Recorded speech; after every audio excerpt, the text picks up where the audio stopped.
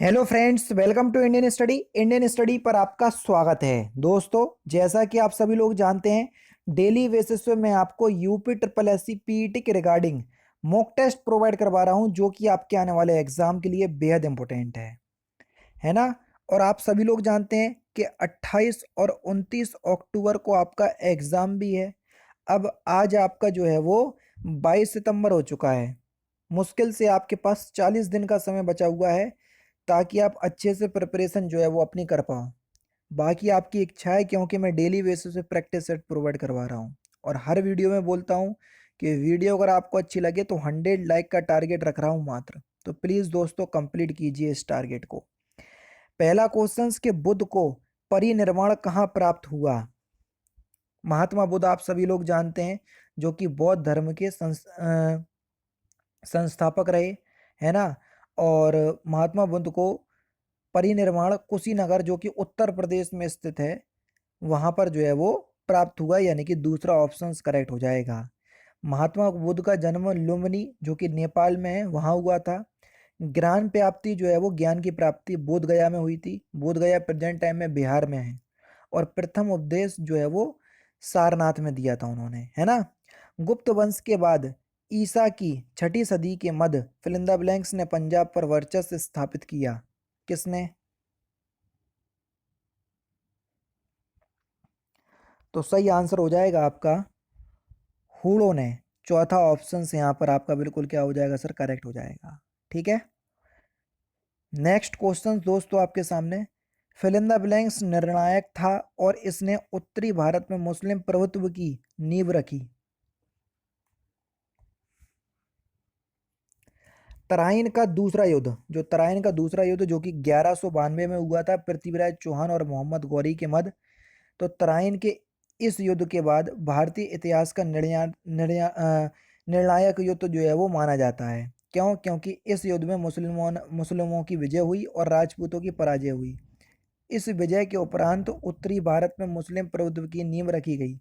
और इस युद्ध में हार का प्रमुख कारण कन्नौज के शासक जयचंद का राजपूतों के पक्ष में युद्ध ना करके मोहम्मद गौरी के पक्ष में युद्ध करना था। ठीक है। नेक्स्ट क्वेश्चन दोस्तों आपके सामने। 1206 में फिल इन द ब्लैंक्स ने भारत में तुर्की शासन की नींव रखी। किसने? 1206 में। तो 1206 में कुतुबुद्दीन ऐबक ने, जो कि दिल्ली सल्तनत का प्रथम सुल्तान भी जो था और जिसने गुलाम वंश की स्थापना भी की थी। किसने? कुतुबुद्दीन ऐबक। तीसरा ऑप्शन करेक्ट। पानीपत का प्रथम युद्ध किस किस के बीच लड़ा गया? आप सभी लोग जानते हैं पानीपत का प्रथम युद्ध, जो कि 21 अप्रैल 1526 में लोधी वंश के अंतिम शासक इब्राहिम लोधी और बाबर के बीच हुआ। और इब्राहिम लोधी एक ऐसा शासक था दिल्ली सल्तनत का, जो कि युद्ध की रणभूमि में मारा गया था। समझ रहे? बाकी सबकी डेथ जो है वो नेचुरली हुई थी, लेकिन इब्राहिम लोधी जो था वो बेचारा युद्ध की भूमि में मारा गया था। तो यहाँ पर आपका तीसरा ऑप्शन करेक्ट। बस इसी के बाद जो है वो भारत में मुगल सल्तनत की शुरुआत हो जाती थी, है ना। निम्नलिखित में से कौन सा आंदोलन नेतृत्वहीन आंदोलन था? तो सही आंसर हो जाएगा आपका भारत छोड़ो आंदोलन, जो कि 1942 में जो है वो शुरू हुआ था, जो कि एक नेतृत्वहीन आंदोलन था, है ना। नेक्स्ट क्वेश्चन दोस्तों आपके सामने। गांधी जी ने फिल इन द ब्लैंक्स को साबरमती आश्रम से दांडी की ओर चलना शुरू किया। गांधी जी ने 12 मार्च 1930 को साबरमती आश्रम, यानी कि 12 मार्च 1930, पहला ही ऑप्शन करेक्ट, जो कि दांडी यात्रा के रूप में जानी जाती है। 24 दिनों के बाद इन्होंने 6 अप्रैल 1930 को गांधी जी ने दांडी पहुंचकर नमक कानून तोड़कर सविनय अवज्ञा आंदोलन का शुभारंभ किया था। ठीक है। बंगाल का विभाजन कब घोषित किया गया? बंगाल का विभाजन 19 जुलाई 1905 को हुआ था। इस समय जो जनरल थे या वायसराय थे वो थे आपके कर्जन। ठीक है। Next questions. लॉर्ड डलहौजी की विलय नीति का प्रथम शिकार निम्नलिखित में से कौन हुआ था? लॉर्ड डलहौजी की विलय नीति एक साम्राज्यवादी उपागम थी, जिसका उद्देश्य भारत में ब्रिटिश नियंत्रण को प्रभावी बनाना था। सतारा पहली भारतीय रियासत थी, जो कि 1848 में इस नीति के जो है वो नियंत्रण में ले लिया गया था। सतारा को इस नीति के तहत। दूसरा ऑप्शन करेक्ट। 1857 के प्रथम स्वतंत्रता विद्रोह में भाग लेने वाली प्रसिद्ध महिला स्वतंत्रता सेनानी कौन थी? तो सही आंसर हो जाएगा आपका बेगम हजरत महल। यानी कि इस क्वेश्चंस का चौथा ऑप्शन यहाँ पर आपका बिल्कुल क्या हो जाएगा सर? करेक्ट हो जाएगा। ठीक है, नेक्स्ट क्वेश्चंस की तरफ चलते हैं। पृथ्वी के स्थलीय क्षेत्र में भारत का हिस्सा कितना है?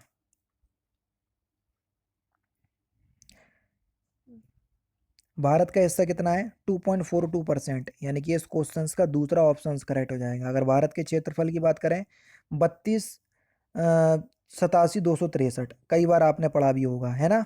नेक्स्ट क्वेश्चन से आपका सफ़ेद रेगिस्तान भारत के निम्नलिखित राज्यों में से किस में स्थित है? सफ़ेद रेगिस्तान। तो सही आंसर आपका क्या हो जाएगा सर? गुजरात। यानी कि पहला ऑप्शन करेक्ट हो जाएगा। गुजरात में स्थित है, जिसे ग्रेट रन ऑफ कच्छ को सफ़ेद डेजर्ट या सॉल्ट डेजर्ट भी कहा जाता है। ठीक है, नेक्स्ट क्वेश्चन, निम्नलिखित में से कौन सा भारतीय शहर निम्नतम भूकंपीय क्षेत्र है, जहां ना के बराबर भूकंप आते? तो सही आंसर आपका क्या हो जाएगा सर? रायपुर। यानी कि इस क्वेश्चंस का दूसरा ऑप्शन यहाँ पर आपका बिल्कुल करेक्ट हो जाएगा। अब देखो, भूकंपीय क्षेत्र के तहत भारत को 4 जोन में विभाजित किया गया। Zone 2, zone 3, zone 4, zone 5। और जो जो जोन 2 में आते हैं वो कम खतरे वाले क्षेत्र होते हैं। भारत का मध्यवर्ती क्षेत्र जो है वो इसी क्षेत्र में आता है, जोन 2 में। ठीक है, तो विकल्प में रायपुर दिया गया है, जो कि जोन 2 के अंतर्गत आता है, इस वजह से रायपुर होगा। नहीं तो आप सोचोगे सर आपने किस तरीके से बता दिया, तो मैंने आपको पूरा एक्सप्लेन कर दिया। भारत के किस भागों में, कुछ भागों में मिट्टी का रंग लाल होने का कारण क्या है? तो सही आंसर आपका क्या हो जाएगा सर? फेरिक ऑक्साइड की उपस्थिति। फेरिक ऑक्साइड यानी कि Fe2O3। ठीक है, डिगबोई खानों में निम्नलिखित में से कौन सा प्रचुर मात्रा में पाया जाता है? तो पेट्रोलियम जो है वो प्रचुर मात्रा में पाया जाता है डिगबोई, यानी कि जो कि असम में है। ठीक है, 1901 में यहाँ पर एशिया की पहली रिफाइनरी भी शुरुआत की गई थी। भारतीय अर्थव्यवस्था के संदर्भ में निम्नलिखित में से कौन सा प्राथमिक क्षेत्र के अंतर्गत आता है? प्राथमिक क्षेत्र में हमने बता दिया कि प्राथमिक क्षेत्र वो क्षेत्र होते हैं जो प्राकृतिक संसाधनों का सीधा उपयोग करके करते हैं, जैसे कृषि हो गई, वानिकी हो गई, मत्स्य हो गया, खनन हो गया, ये सभी प्राथमिक क्षेत्र में शामिल हैं। ठीक है, तो यहाँ पर आपका देखो कृषि ऑप्शंस में दिया, तो चौथा ऑप्शन करेक्ट हो जाएगा। एसबीआई के उस अग्रणीय व्यापक डिजिटल उत्पाद का नाम क्या है जिसे विश्व की नवीनतम डिजिटल प्रौद्योगिकी का उपयोग करके बनाया गया? सही आंसर हो जाएगा आपका योनो। योनो का फुल फॉर्म भी यहाँ पर दिया हुआ है, यू ओनली नीड वन, है ना। तो बस दूसरा ऑप्शन करेक्ट। प्रधानमंत्री सुरक्षा बीमा योजना के तहत जोखिम कवरेज कितना है? 2015 में शुरू की गई थी ये योजना, प्रधानमंत्री सुरक्षा बीमा योजना। जोखिम कवरेज है 2 लाख रुपए। पहला ऑप्शन करेक्ट। काले धन पर विशेष जांच दल जिसने 3 लाख से अधिक के नकद लेन देन पर प्रतिबंध लगाने की सिफारिश की के अध्यक्ष कौन थे? तो सही आंसर हो जाएगा आपका MB शाह। तीसरा ऑप्शन करेक्ट। नेक्स्ट क्वेश्चन, केंद्रीय महिला एवं बाल विकास मंत्रालय ने निर्भया कांड के तहत कितने शहरों को सुरक्षित बनाने के लिए 2919 करोड़ की परियोजना को मंजूरी दी? कितने शहर? तो आपका जो सही आंसर हो जाएगा वह हो जाएगा आपका ऑप्शन नंबर बी, 8 शहरों को। दूसरा ऑप्शन यहाँ पर आपका बिल्कुल करेक्ट हो जाएगा। निम्नलिखित में से कौन सा लोकतांत्रिक देश नहीं है? तो सही आंसर हो जाएगा चीन। दूसरा ऑप्शन यहाँ पर आपका बिल्कुल क्या हो जाएगा सर? करेक्ट हो जाएगा। चीन जो है वो एक जनवादी गणराज्य है। ठीक है, तो यहाँ पर आपका जो आप आंसर हो जाएगा वो हो जाएगा दूसरा ऑप्शन। आपातकालीन या आपदाओं के मामले में भारत सरकार द्वारा निम्नलिखित में से कौन सी निधि का उपयोग किया जाता है?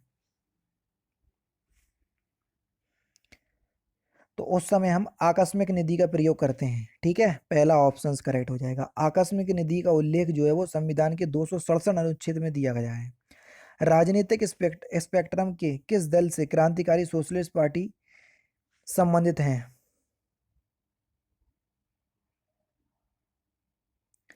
वामपंथी, दूसरा ऑप्शन करेक्ट। राजनीतिक नेता प्रेम सिंह तमंग निम्नलिखित में से किस राज्य से संबंधित हैं?